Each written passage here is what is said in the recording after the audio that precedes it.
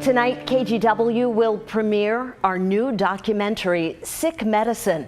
It investigates doctors who are disciplined for serious misconduct, but they're allowed to keep practicing. Ashley Korslien has been here all week previewing this project.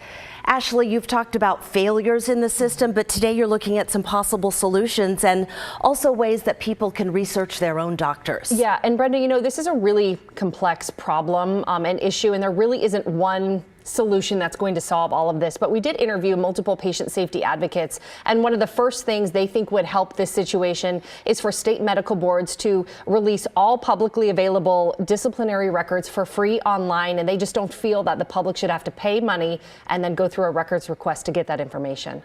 So advocates also want to see more members of the public on these state medical boards. Yeah, they do. And their argument to this is that it would bring more balance in the way that medical boards discipline doctors.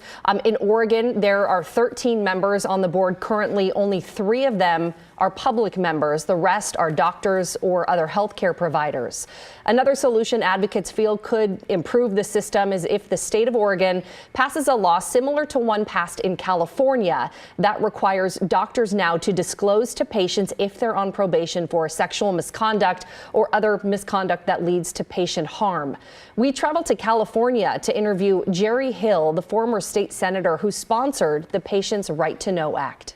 So before that patient walks into to see that physician, he has to know, or she has to know, what those conditions are. Then the patient can make the informed decision of whether I want to continue or not continue with that visit. And Oregon, by the way, has no similar law. And you asked the Oregon Medical Board for an interview. Yeah, the board would not do a formal interview with us. We do want to show you a statement they emailed to us. It says the Oregon Medical Board is proud of its record of upholding the agency's mission and protecting patients through consistent and decisive disciplinary actions when warranted. The board has a zero tolerance culture for sexual misconduct. That was all we got from the medical board, though, was that statement. I did reach out specifically to Governor Kotek's office asking for an interview because she oversees the medical board. Her office declined any interview at this point. And I did also reach out to every single member of the Oregon legislature's healthcare committees, both in the Senate and the House. And I asked them to watch our documentary and let's talk solutions. So we'll keep you posted on responses to all of that. So if somebody's watching this and they're like, oh my goodness, how do I research my own doctor? What can they do? Yeah, I'm getting that question a lot from people. So we found a website during our reporting that we used a lot. It was very helpful.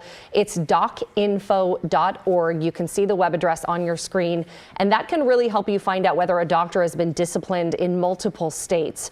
We also can tell you that we have a website we want to point you to where we've compiled extensive details about all the cases that we uncovered, as well as some other really great tips and resources for patients. You can go to kgw.com/sickmedicine. Ashley, thank you very much.